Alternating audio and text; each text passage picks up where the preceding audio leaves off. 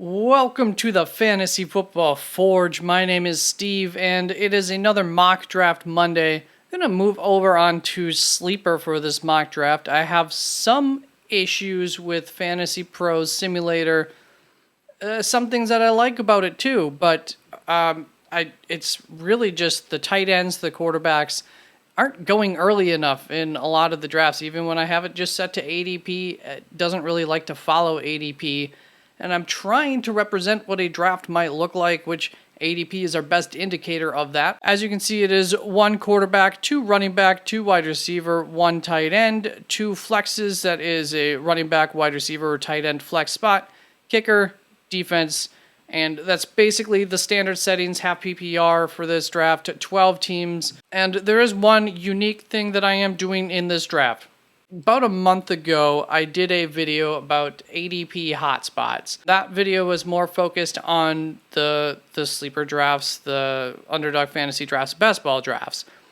And I wanted to do something similar, but for redraft leagues. And so I am working on that for this week, Thursday's video for draft strategy. And I will be following kind of the template of where those hot spots were from drafting from an early position, picks 1 through 4. So I have set up where the hot spots were for each pick position throughout the draft, and I'm going to try to draft that position for the most part, if it makes enough sense at least. So for the first pick, that position is wide receiver, and let's see here. I would be taking Tyreek Hill happily at pick 3.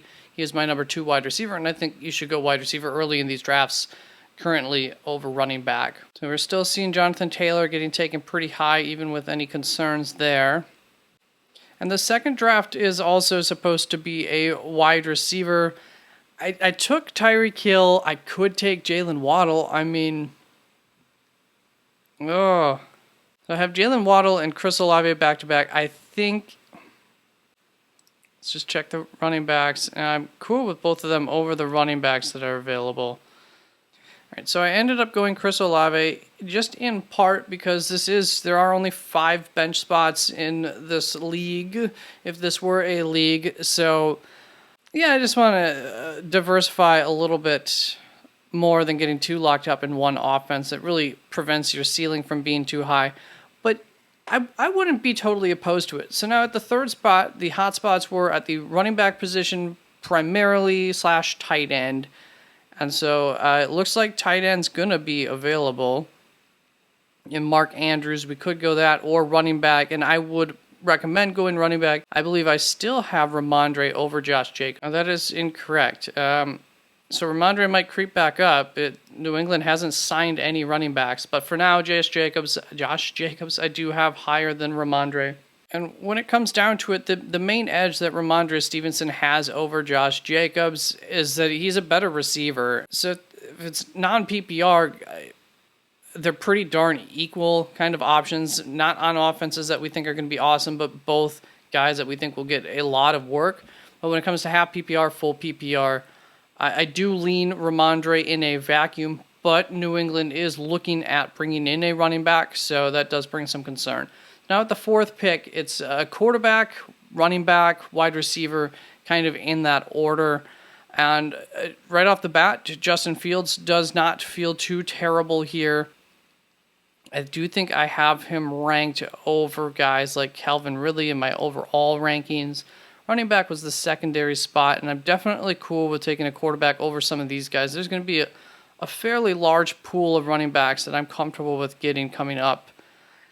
And wide receiver, yeah, so I have guys like Christian Watson ranked higher than Calvin Ridley here, so I'm not going to push that, and we can just get Justin Fields here, and I believe we'll be able to go right back around and get ourselves Christian Watson, who I have moved ahead of Terry McLaurin, kind of close. So if you've been watching my stuff for any period of time, Christian Watson, I've been a big fan of him since the draft process last season.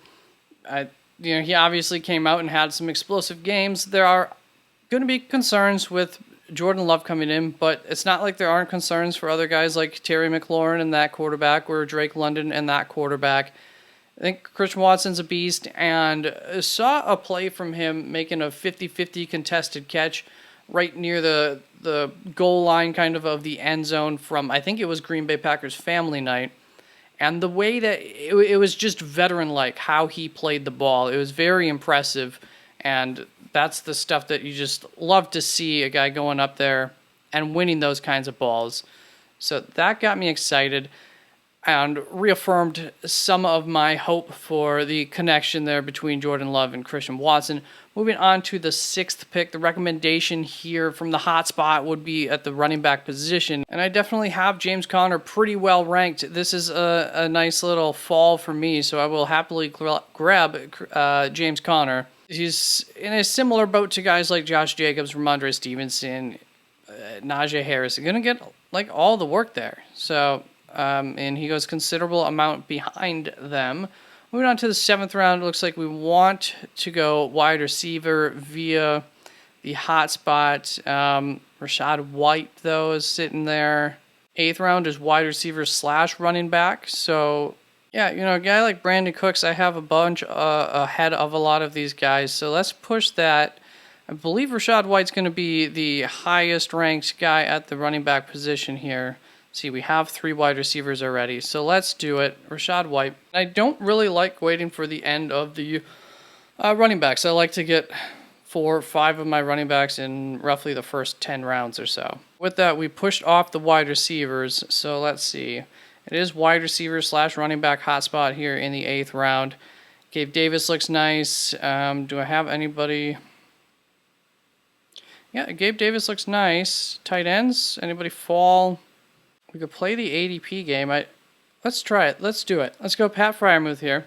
So we've kind of pushed our luck twice now with these wide receivers. Brandon Cooks ended up going 1 pick before. Gabe Davis went in between here. I'm going to have Michael Thomas, but he's only 1 spot ahead of Lazard in my rankings. Oh boy. I think we're going to push all of that off. We're going to go Khalil Herbert here. Tell you what, I liked my draft that I did in practice just checking out Sleeper beforehand. So Allen Lazard did make it around at least, and I think we need to nab another wide receiver here. So we're going to need a defense, a kicker. We have 3 picks left. With Justin Fields, I would probably want a second quarterback. I've strayed away from... Okay, so round 11 wide receiver, round 12 quarterback. Let's see here. What am I going to end up missing out on? I think I'm going to flip those. I'll take Aaron Rodgers. Stack Aaron Rodgers with Allen Lazard. My bye week stack. And then we're going to come back to the wide receivers. Rondale Moore. It concerns me that Clayton Tune's going to be playing potentially for Arizona. So I think we're going to go down just a little bit ways and go to Romeo Doubs. That would give me 2 wide receivers from the Packers. Oh boy. We're going to actually go way down here, but we don't need to. I want Marvin Mims. We need... Are there any running backs that we want? Seeing as we might be having a running back at our flex spot anyways, I'm going to grab Tank Bigsby as our backup.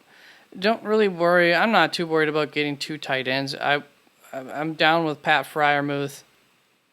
Greg Dulcich would be the only one I would really think that has a chance of being better than him. When the bye week comes, I'll fill it in with a tight end and hope that I pick the right one that week. Wide receivers look the same, so I think we're just going to jump ahead on the DSTs and get to the number 1 DST in the San Francisco 49ers at this point, and we'll take a late wide receiver flyer. And this is a little thin. See, this is where I should have gone wide receiver right at Pat Freiermuth. That's why I push off the tight ends. Not my favorite roster. Is there anybody I can't live without? Nope, but there's a lot of people I could live with. So we'll go ahead and take Tyler Bass at the kicker spot here. And we will finish up this mock draft with a flyer wide receiver. And I'm thinking, okay, yeah. We were going to go Marvin Mims, who I don't know is so much of a flyer now. I think he'll be moving up charts. I would assume would need to take him maybe higher by the time that we get to draft day. But yeah, I moved a little bit away from from the hot spots there eventually, and sometimes you just have to follow the draft and where it leads you. But up until a certain point, I think it led us, it was pretty right on with what was available at the positions. So, I do think that it's a pretty good read of what you can expect to see ahead when you're looking at those hot charts of mine. Once again, there will be a video on that on Thursday. Now we are going to move ahead to an underdog fantasy draft, put a little bit of money down, draft against other people, see if anybody's falling in drafts, moving up in drafts, etc. So I will see you there.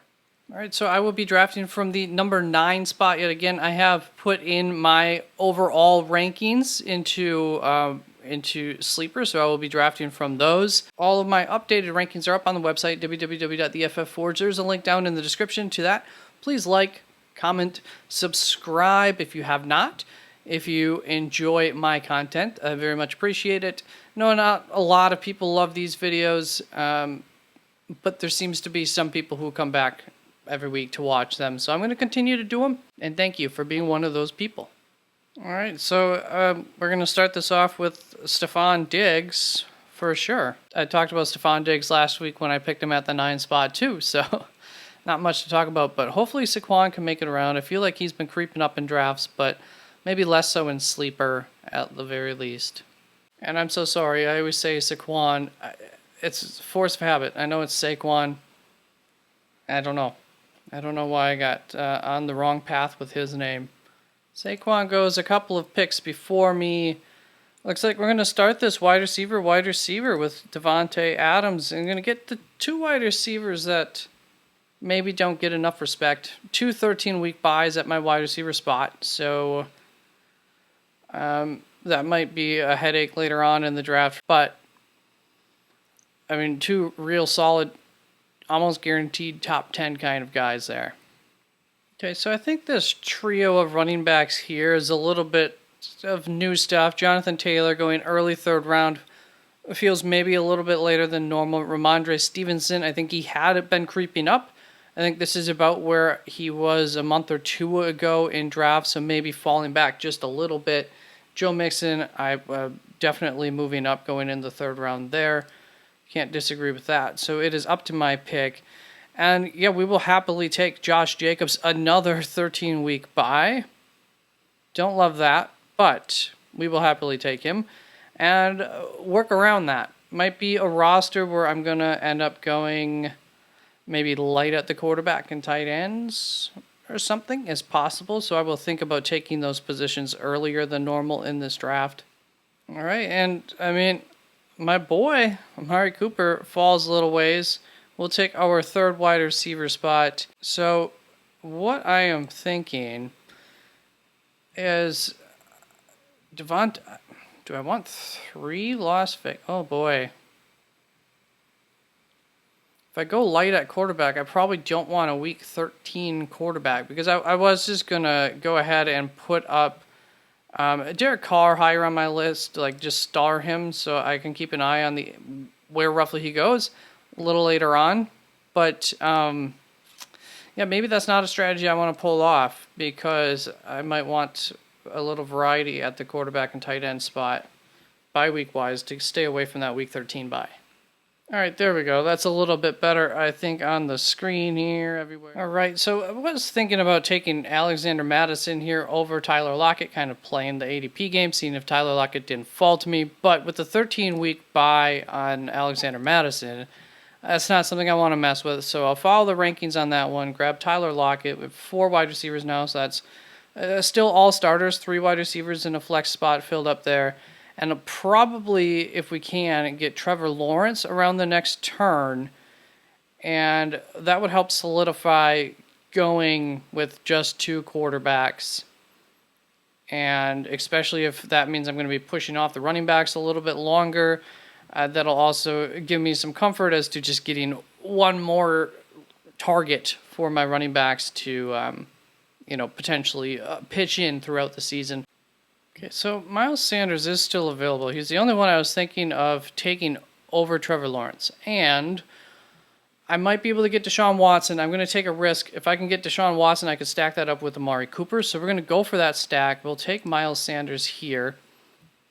And then I should potentially be able to also get the Tyler Lockett stack. That would put me at 2 quarterbacks with week 5. Ugh! What do you think? I mean, could I theoretically have a week 5 and a week 13 quarterback and then no other quarterbacks if I were to just go 2 quarterback? Or is that really just thinning out my team too much for 2 weeks out of the year? Might be an interesting tidbit here. Late 6th round, Javonte Williams going ahead of DeAndre Swift. Been good news on both of those guys. Javonte Williams, obviously, with the injuries, everything's looking really good there. So I wonder if he's climbing up a little ways. And DeAndre Swift maybe not climbing, even though some good news came out as to him being the clear-cut starter for that team from a local beat reporter this last week. All right, I'm having, I don't know, I could take James Conner, get myself a nice third running back. Let's see what this looks like without taking that third running back here, because I think there's going to be a couple of running backs I should be able to come around and get. So I'm going to go Deshaun Watson, and I'm thinking I'm going to go Deshaun Watson and Tua if he still makes it to my next pick. We'll see. Well, I didn't get Tua, but I did get Deshaun Watson and James Conner, so I think we can count that as a fine victory there. James Conner falling about 8 spots past his ADP to me. The running backs aren't looking so shabby right now, in my opinion, so I might not feel the need to go thin at the quarterback spot. Jahan Dotson's really falling in this draft. About 75 ADP, we're coming up to pick 91. I wonder what that's all about. I don't know what to do. So, I'm looking at all 3 of these quarterbacks. I have arguments for them, arguments against them. I was kind of set on going Geno Smith. That would give me 2 bye week 5s. We're going to go not Khalil Herbert. We're going to go Devon Achane because of the bye weeks here over Khalil Herbert. I'm happy to have more of Devon Achane, especially in best ball. And yeah, I mean, I'm feeling really confident about the running back group. So I think I'll probably go 3 quarterbacks. All right, so we'll go Daniel Jones here. I'm not going to be too afraid of that week 5, week 13 bye issue. It's whatever. Another week 13 guy, though. All right, so I have 3 targets, all expected to be going very shortly. We'll take my top target in Darnell Mooney out of them, get another wide receiver. Was that a week 13 bye? It is. That's beautiful. Okay. I had not looked at that. And we'll hope one of these quarterbacks makes it. Otherwise, all right, Russell Wilson did make it to us, planning on taking Marvin Mims. That'll give us 2 guys that are not week 5 or 13 buys, so that's always a good thing. And so I have 6 picks left. I think I absolutely need to take 3 more wide receivers, so come week 13, especially if there's any injuries, I have enough players to fill the 3 wide receiver spots at the very least, for sure. So that'll help with that. I'll take 2 tight ends and a running back then, and that'll get us up to 6. So that's the plan right now.